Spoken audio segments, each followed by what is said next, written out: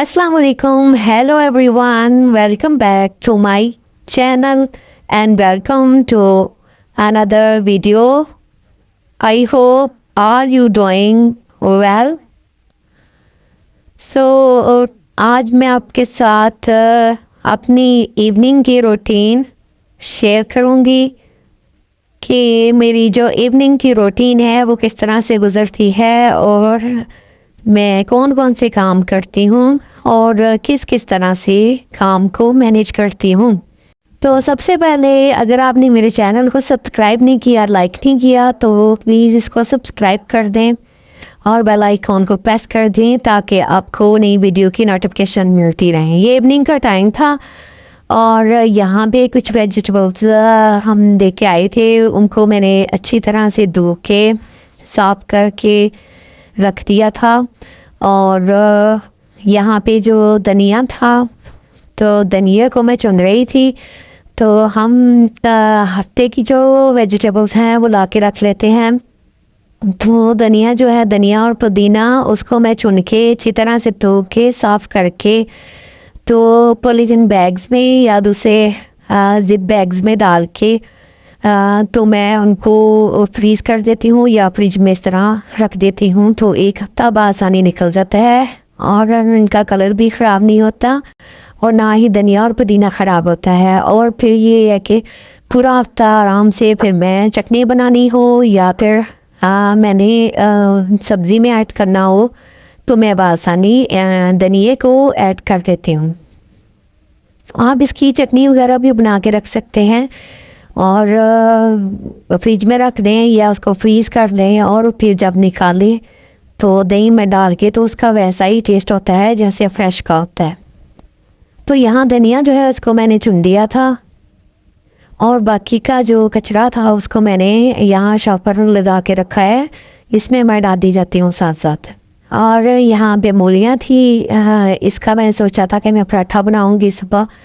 तो मैंने जो मूलियाँ है उनको पील ऑफ किया, पील ऑफ करके फिर मैंने ग्रेटेड की मदद से इसको ग्रेट किया। और उसमें एक था कि आप उसको बारीक कर सकते हैं ग्रेटेड, और एक था कि आप उसको मोटा मोटा ग्रेटेड कर सकते हैं, लेकिन मैंने उसको मोटा मोटा जो है ग्रेटेड का किया था। यहाँ पे भी कचरा जो है मैं साथ साथ जो है पॉलीथीन बैग में डालती रहती हूँ ताकि साथ साथ सफाई रहे। तो यहाँ पे आप देख सकते हैं कि मैं जो मूलियाँ हैं, कैरेट्स हैं, उनको मैं ग्रेटेड कर रही थी। मेरे पास मशीन भी है लेकिन मैंने सोचा कि क्यों ना साथ में बाजों की एक्सरसाइज ही हो जाए। डेली रूटीन में तो हम एक्सरसाइज नहीं करते, तो चलो इस बहाने एक्सरसाइज भी हो जाए। तो ये मैं इतना फास्ट काम नहीं कर रही थी, लेकिन फास्ट काम नहीं कर रही थी, ये जो है मैंने वीडियो को फास्ट किया हुआ है। मैंने कैरेट्स को इसलिए ग्रेटेड करके रखा था ताकि नाश्ते के टाइम जो है ये ग्रेटेड हों और उसके बाद फिर इसके अंदर बाकी चीज़ें ऐड करके तो पराठे बन जाएंगे जल्दी से। तो इसलिए मैंने इनको शाम के वक्त ही ग्रेटेड करके रख लिया था।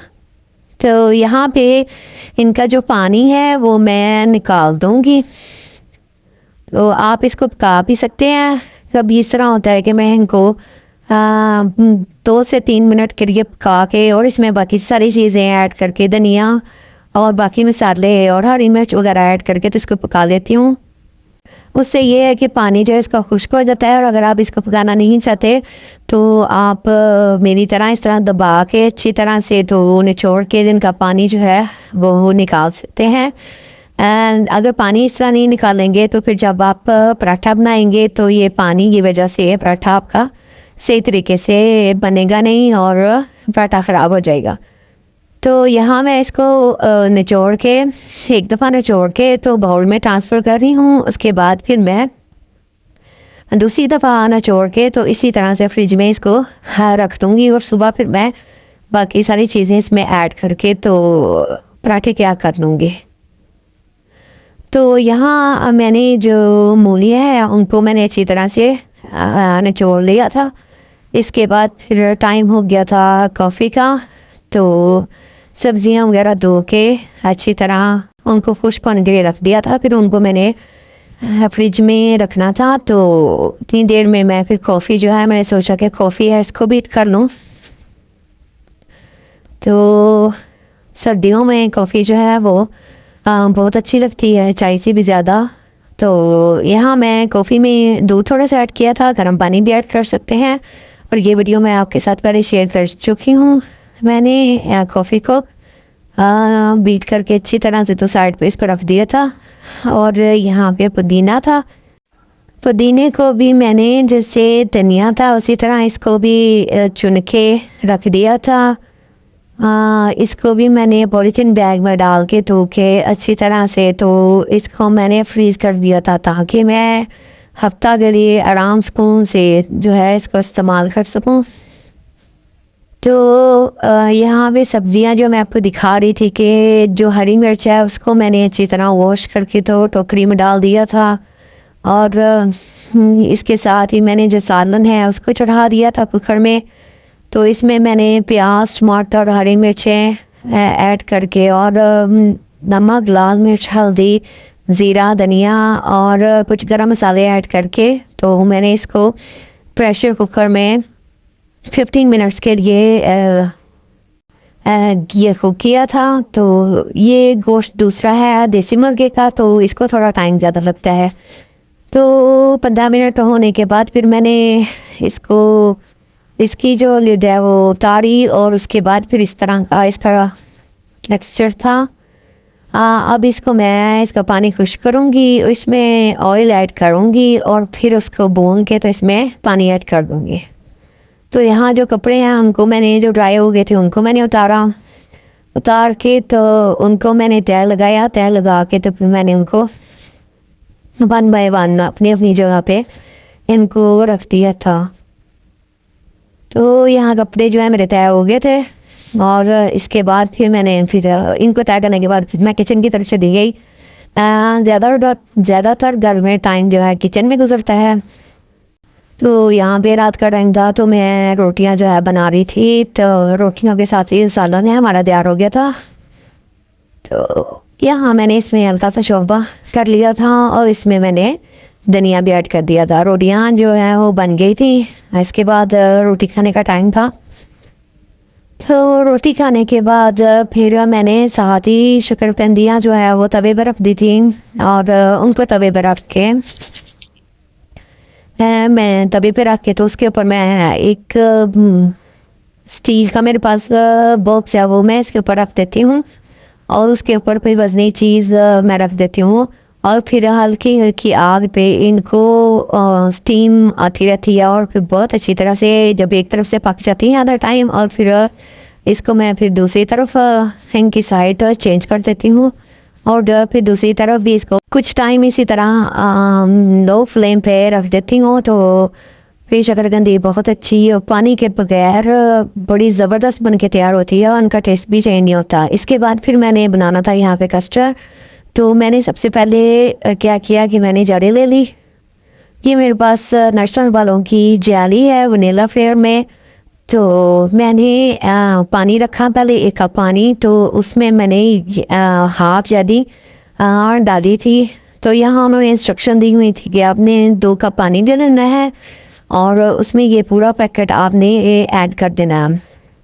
लेकिन मैंने जाली थोड़ी बनानी थी तो फिर मैंने 1 कप पानी ले लिया और इसमें आधा साशे जो है हाफ इसकी क्वांटिटी ऐड कर दी थी। यहाँ मैं पानी को बॉयल आने तक वेट करी थी। जब पानी बॉयल आने लगा और इसमें बबल बनने लगे तो फिर मैंने इसमें हाफ साशे जो है जाली का वो डाल दिया और उसके बाद इसको चूल्हे को कर देना है बंद और आप इसको मिक्स करें कि इसके जो पार्टिकल्स हैं और छोटे छोटे जो इसके ज़र्रे हैं वो इसमें मिक्स हो जाएं।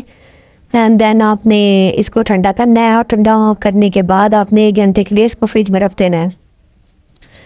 तो जेली का काम कस्टर्ड बनाने से पहले मैंने सोचा कि जेली जो है वो उसको रख दूं क्योंकि उसको ज़्यादा टाइम लगेगा। तो इसलिए फिर मैंने पहले जेली बना के रख दी थी। यहाँ इसको चूल्हा मैंने बंद कर दिया था और बंद करने के बाद फिर मैंने इसको बाउल में डाल दिया और बाउल में डाल के फिर मैंने ठंडा करने के बाद इसको फ्रिज में रख दिया था।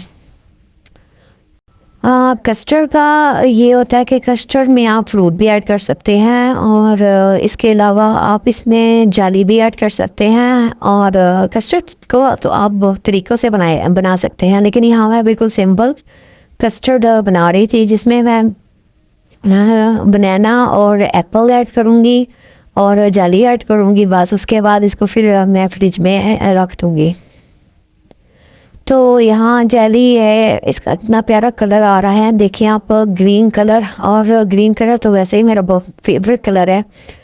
तो इसको ठंडा करके तो मैंने फ्रिज में कर दिया और इसके बाद बारी आ गई थी कस्टर्ड बनाने की। तो यहाँ मैंने मिल्क ले लिया था हाफ kg। मैंने थोड़ा कस्टर्ड बनाना था तो आप अपने अंदाजे के मुताबिक जितना आपने ज़्यादा या कम बनाना है तो उस हिसाब से आप उसमें दूध ऐड कर लें। यहाँ मैंने तकरीबन हाफ kg मिल्क ले लिया था और इसको मैंने बॉयल होने के लिए छोड़ दिया और दूसरी तरफ मैंने 2 टेबलस्पून कस्टर्ड ले लिया था। उसको मैंने दूध में अच्छी तरह से मिक्स किया और ठंडे दूध में या नॉर्मल आपने मिल्क लेना है उसमें पहले कप में ऐड कर लेना है और फिर उसको जब यहाँ दूध जो है जिसको हमने चूल्हे पे रखा है, स्टोव पे रखा है, वो जब बॉयल होने लगेगा तो फिर आपने वो जो अमेज़ा आपने बनाया है कस्टर्ड का वो आपने इसके अंदर ऐड कर देना है। और यहाँ मैंने इसमें 4 टेबलस्पून शुगर ऐड की थी और उसके बाद इसमें आप बादाम भी ऐड कर सकते हैं, क्रीम भी ऐड कर सकते हैं, लेकिन ठंडा करने के बाद। तो यहाँ इसको मज़ीद मैं 1 से 2 मिनट तक पकाऊंगी। आप देख सकते हैं कि इसमें बबल्स बनना स्टार्ट हो गए हैं और इसकी कंसिस्टेंसी भी इस तरह की है और इससे ज़्यादा आप ठीक करेंगे तो फिर वो ठंडा होने के बाद और भी ज़्यादा जो है ये ठीक हो जाता है। तो इसलिए आपने इसकी कंसिस्टेंसी इस तरह की रखनी है। इसके बाद मैंने चूल्हा बंद कर दिया था और इसको मैंने एक बाउल में ट्रांसफ़र कर लिया है। इसको मैं ठंडा करूँगी और ठंडा करने के बाद इसमें फिर मैं कुछ फ्रूट्स कट करके तो वो ऐड कर दूँगी। यहाँ मैं इसको ठंडा कर लिया था मैंने। इसमें मैंने बनाना और एप्पल इन दोनों को कट कर लिया था तो मैं उसको शामिल कर दूँगी और इसके बाद इसमें शामिल कर दूँगी जेली